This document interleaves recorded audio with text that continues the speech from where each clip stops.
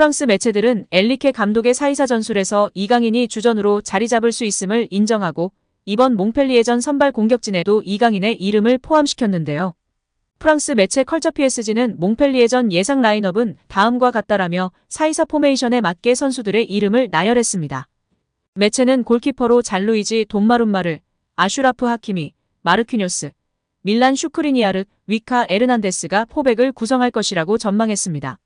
중원은 마누엘 우가르테와 에메리가 나설 것으로 봤으며 최전방 4자리에 이강인, 은바페, 콜로 무아니가 고정되고 나머지 한 자리를 두고 덴벨레와 브래들리 바르콜라가 경쟁할 것이라고 점쳤습니다. 프랑스 매체 구공민 프랑스판도 몽펠리에전 예상 라인업을 공개하며 앞서 언급한 라인업에서 단 3자리에서만 차이를 보였는데 이강인은 변함없었습니다. 매체는 수비진에서 마르퀴뇨스 대신 다닐로 페레이라를, 중원에서는 우가르테 대신 파비안 루이스의 선발을 점쳤고 공격진은 이강인, 덴벨레, 은바페, 바르콜라가 4자리를 차지할 것이라고 설명했습니다. 또한 프랑스 매체 퀘스트 프랑스는 3일 루이스 에리케 감독은 스위스 군용 칼 같은 이강인을 신뢰하고 있다고 전하며 팬들의 공감과 지지를 받고 있습니다. 루이스 엘리케 감독은 이강인은 볼을 소유하면서 드리블을 통해 수적 우위를 만들어내며 공격과 수비 모두 가담할 수 있는 신체적 자질을 갖추고 있다고 언급했습니다. 또한 이강인은 감독 입장에서 매우 매력적인 선수다. 이강인은 다재다능할 뿐만 아니라 우리에게 많은 것을 가져다 줄 수 있다. 이강인은 오른쪽이나 왼쪽 윙어, 중앙 미드필더, 폴스9으로 활약할 수 있다. 감독 입장에서 매우 만족스러운 일이다. 이강인이 다재다능함은 차이를 만들 수 있다고 덧붙였습니다. 이날 몽펠리에전을 앞둔 기자회견에서 이강인의 이름은 단 한 차례 나왔습니다. 엘리케 감독이 팀 훈련이 끝난 후 따로 프리킥 훈련을 하고 있는 선수들을 이야기하며 나왔는데요. 이강인 선수를 비롯하여 하키미, 비티냐가 따로 프리킥 전담 키커로 훈련을 하고 있다고 밝혔습니다. 한편 르파르지앵은 이강인이 비티냐와 경쟁할 것이라고 보도하며 관심을 받고 있는데요. 르파리지앵은 11월 3일 엘리케 감독은 AC밀란 원정을 앞두고 좋은 흐름을 이어가야 한다.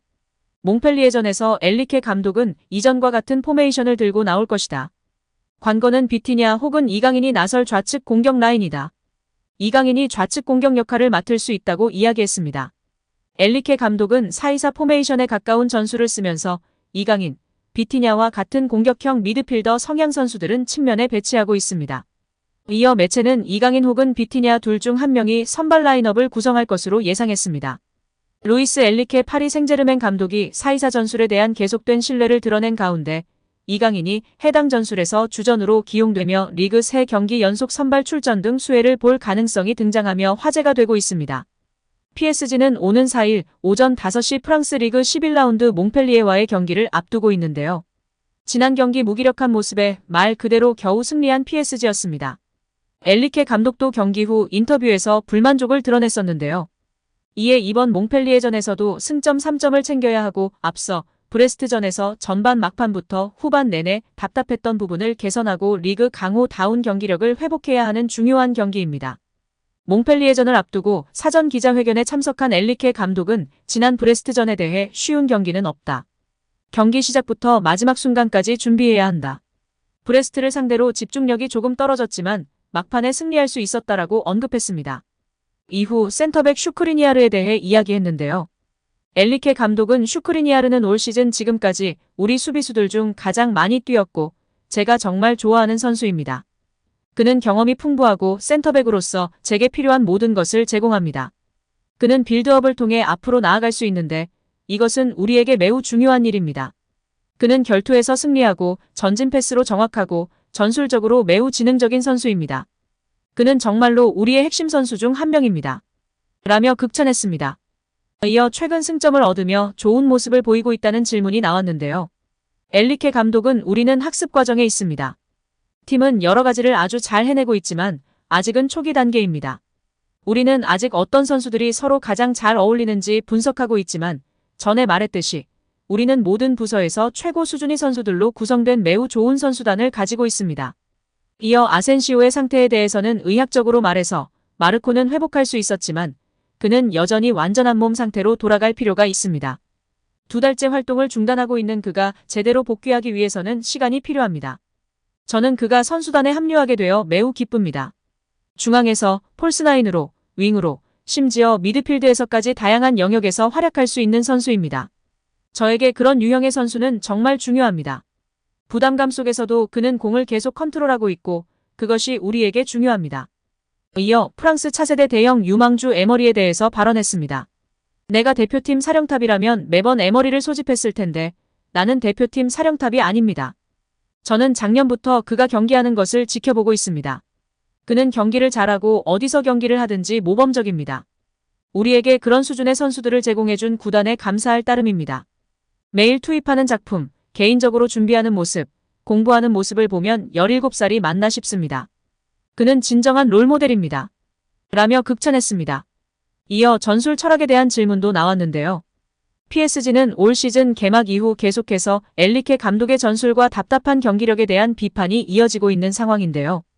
특히 엔리케 감독이 고집 중인 4-2-4 전술은 무려 4명의 공격수를 배치하고 중원을 단 2명의 미드필더에게만 맡기며 좀처럼 빌드업이 효과적으로 이루어지지 않고 수비에서 빈 공간을 노출하는 모습이 자주 나오고 있습니다.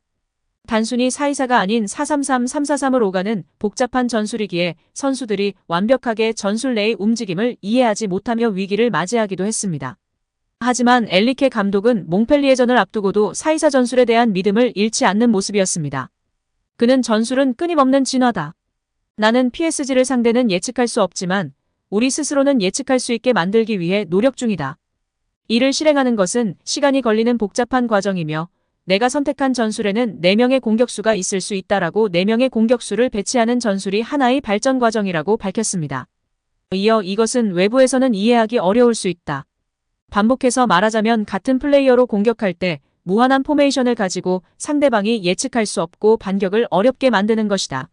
나는 그 방식에 만족하며 선수들도 이 과정을 소화하고 있다. 시간이 걸릴 것이고 프랑스어로 이를 설명하면 더 좋을 것 같다라며 아직 완벽한 전술 형태는 아니지만 최선의 공격 방식을 팀에 입히는 과정이라고 설명했습니다. 엔리케 감독의 전술이 마냥 답답한 것은 아닌데요.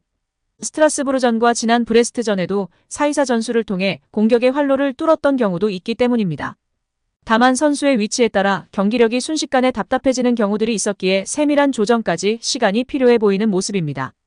또한 엔리케 감독의 4-2-4 전술 고집은 최근 주전 경쟁에서 청신호가 켜진 이강인에게도 큰 도움이 될 수 있다는 소식인데요. 이강인은 지난 브레스트전 당시 4-2-4 포메이션의 오른쪽 윙어로 선발 출전에 활약했습니다. 이강인은 전반 초반부터 상대 페널티 박스 안에서 2차례 결정적인 슈팅 기회를 잡기도 했고 전반 28분에는 킬리안 음바페의 득점을 도우며 리그 첫 공격 포인트를 적립하기도 했습니다. 이강인은 전반 당시 4-2-4 전술의 오른쪽 윙어로 활약했던 것과 달리 후반 돌입 이후 전술이 4-3-3 전술로 전환되며 왼쪽 미드필더로 배치됐습니다. 해당 포지션에도 이강인은 전방으로 패스를 연결하려고 노력하는 등 분전했지만 우스만 덴벨레가 투입된 우측에서 공격이 전개되는 경우가 잦았고 패스가 유기적으로 돌지 못하며 고립되는 모습도 있었습니다.